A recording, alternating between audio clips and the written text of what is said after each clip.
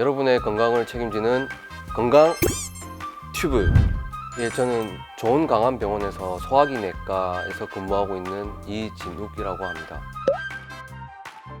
솔직하게 말씀드리자면 아무래도 내시경을 할 줄 알게 되면 취업에 용이할 것이라고 생각했습니다. 대학병원에서 볼 만한 그런 중증 환자들을 볼 수 있는 거의 유일한 2차 병원이라는 장점이 있습니다. 그 많은 구성원들이 환자 치료에 전념이고 자기의 개인적인 그런 불이익을 감수하고서라도 환자 치료에 이제 협조를 해주시는 아주 좋은 병원이라고 할 수 있습니다.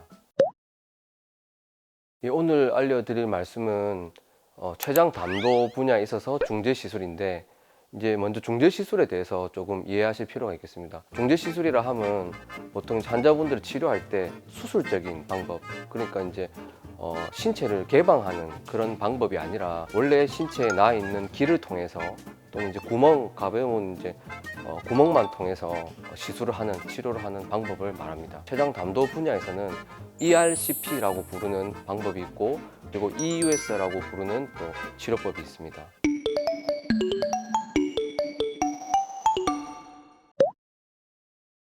외과 의사가 하는 그런 수술적인 방법으로 치료하는 것이 아니라 내과 또는 영상의학과 의사가 하는 비수술적인 방법으로 신체 내부에 접근해서 치료를 하는 방법을 말합니다. 제가 알기로는 사전적 의미는 같은 의미로 알고 있습니다. 이제 중재라고 하면 영어로 인터벤션이라고 보통 많이 표현을 하는데요. 개입하다, 조정하다라는 뜻이 있기 때문에 병의 경과에서 의사가 개입을 해서 그 병을 이제 좋은 방향으로 치료되도록 돕는다라는 뜻입니다. 이제 소화기 내과는 크게 나누면 이제 상하부 위장관을 보는 파트가 있고요. 그리고 간 질환을 주로 보는 파트가 있습니다. 그리고 저처럼 췌장과 담도 질환을 보는 파트가 있는데요. 췌장 담도 파트에서 중재 시술이라 하면 아까 설명드린 ERCP 그리고 EUS가 있는데요.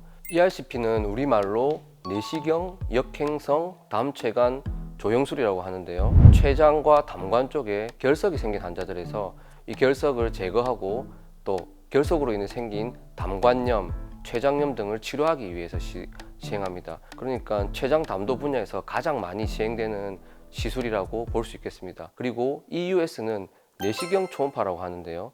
이 내시경 초음파를 주로 사용하게 되는 경우는 췌장암의 진단에 있어서 위장으로 내시경 기계가 들어가게 됩니다.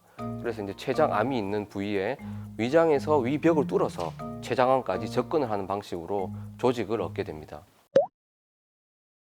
여러 가지가 있을 수 있겠는데요. 일단 CT에서는 보이지 않던 병변이 ERCP 시술을 통해서 확인되는 경우도 많이 있습니다. 예를 들자면 바터 팽대부암이라고 하는 것이 있는데요.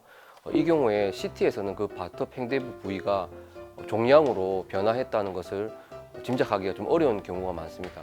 하지만 ERCP 내시경을 통해서 우리가 흔히 발견할 수 있는데요. 발견과 동시에, 즉 진단과 동시에 치료까지 가능하다라는 장점이 있습니다. 숙련된 전문의가 있어야 합니다. 이제 우리나라에서는 현재 췌장 담도 인증이 제도를 시행하고 있는데요. 이 췌장 담도 인증이면 더 좋겠고요. 그리고 두 번째로는 그 췌장 담도 중재술을 시행할 수 있는 충분한 기자재가 갖추어져 있는지를 미리 알아보시는 게 중요하겠습니다. ERCP라는 내시경 시술을 하기 위해서는 측시경이라고 부르는 12지장경이 필요합니다. 또 아까 말씀드린 EUS라고 하는 시술을 위해서는 그 내시경 초음파를 위한 특수한 내시경이 또 필요합니다. 그런 내시경들이 갖추어져 있는 센터가 좀 드문 편입니다. 그래서 그것들이 우선 갖추어져 있는지 확인하는 것이 중요하겠습니다.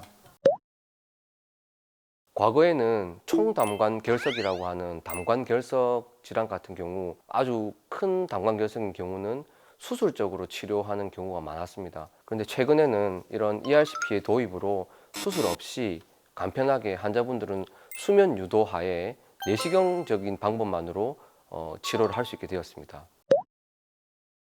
수술이란 것은 신체를 외과 의사가 신체를 개방하여, 그러니까 장기를 노출시켜서 치료를 한다라는 특징이 있는데요. 시술은 그렇지가 않습니다. 시술은 신체에 노출 없이 신체에 원래 있는 기를 통해서 주로는 치료가 행해지기 때문에 비침습적, 덜 침습적이라고 보시면 되겠습니다. 모든 치료가 다 부작용이 있을 수 있다고 할 수 있는데요. 특별히 이제 ERCP 같은 중재 시술은 하고 나면 시술 후 췌장염이라는 것이 어느 정도는 발생하게 됩니다. 하지만 예상이 되는 부작용이기 때문에 이에 대한 대비도 잘 되어 있는 편입니다. 두 번째로는 천공, 즉 십이지장에 대해서 시술을 하는 치료이기 때문에 십이지장 천공이 일어나는 경우가 간혹 있을 수 있습니다. 그리고 세 번째로는 출혈이 있을 수 있습니다. 하지만 이런 부작용들은 거의 대부분 시술 중에 그런 부작용들이 발생할 가능성에 대해서 확인이 되는 그런 특징이 있기 때문에 미리 대비가 가능합니다. ERCP라는 것이 결국은 내시경 화면과 그리고 방사선 투시 영상을 함께 보면서 하는 시술이기 때문에 방사선 노출이 어느 정도는 있는데요. 흉부 엑스레이를 찍지 않습니까? 건강검진 하실 때 그때 노출되는 양이 0.05mSv라고 합니다. ERCP 1회에 0.44mSv 정도가 노출된다고 볼 수 있겠습니다. 우리가 보통 100mSv 정도가 1회에 노출되었을 때 평생 동안 암 발생 가능성이 0.5% 증가한다고 합니다. 1호 미로 볼 때 그렇게 많은 양의 방사선은 아니기 때문에 안심하셔도 될 것 같습니다. ERCP 그리고 EUS의 시술 전후 주의사항은 일반적인 내시경 검사를 받으실 때와 유사합니다. 보통 이제 상부 위장관 내시경에 해당되기 때문에 시술 전날 저녁 식사 후에 즉 저녁 9시 정도 이후부터는 물 외에는 그런 무색의 물 외에는 금식하시는 것이 좋겠습니다. ERCP의 금기에 해당되는 사항들이 있긴 있습니다.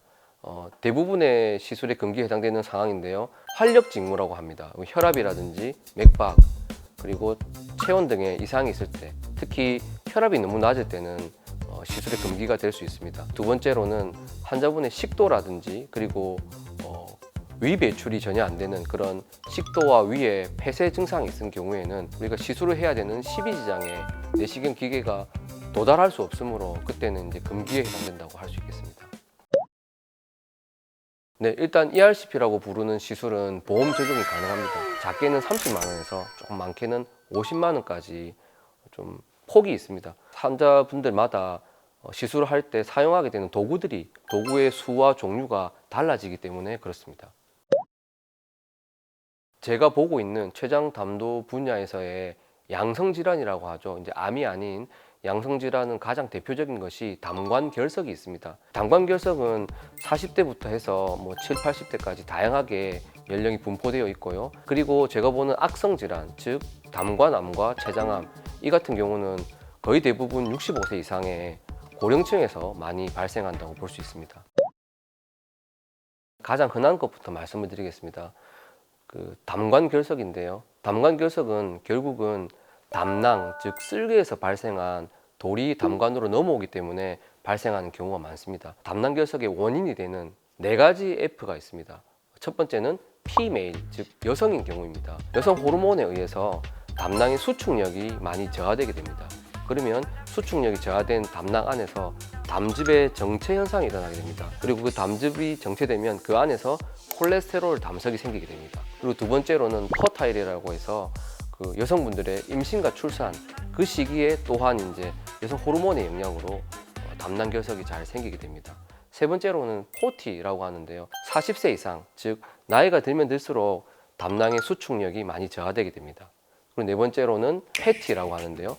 이 경우는 비만하게 되면 아무래도 담낭결석이 잘 생긴다고 하는데요. 그 이유는 섭취하는 콜레스테롤의 양이 많아지기 때문입니다. 담석이 생기는 원인을 잘 이해하신다면 그것을 피하는 방식으로 조절할 수 있는데요. 특별히 제가 추천드리고 싶은 방법은 무리한 다이어트, 금식을 하는 방식으로 다이어트를 하지 말라는 것입니다. 그리고 이제 가늘떡 단식이라는 방법도 있는데요. 그 방법도 담석에는 좋지 않습니다. 소식을 하시되 규칙적인 식사를 하시면 담즙의 수축력을 유지시켜 줄 수 있는 좋은 방법이라 생각됩니다. 패스트푸드라고 하죠. 피자, 햄버거 등등의 중성지방이 많은 음식을 좀 피하시는 게 좋을 것 같고, 그 외에 음식물을 특별히 가리는 것은 없습니다. 하지만 저희 담도질환 중에서 담관암 종류가 있는데요. 담관암 같은 경우는 간흡충과 밀접한 연관이 있다고 합니다. 간흡충에 이완될 수 있는 그런 민물회라든지 그리고 활어 정도, 활어 등등을 피하시는 게 좋지 않을까 생각합니다.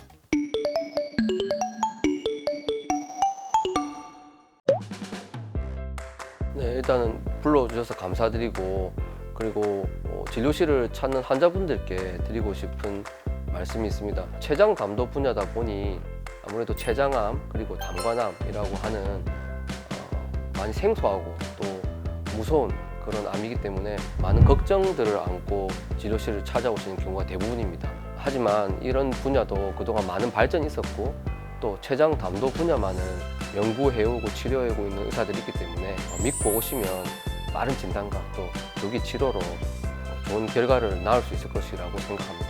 우리 모두가 건강해지는 그날까지 건강 튜브!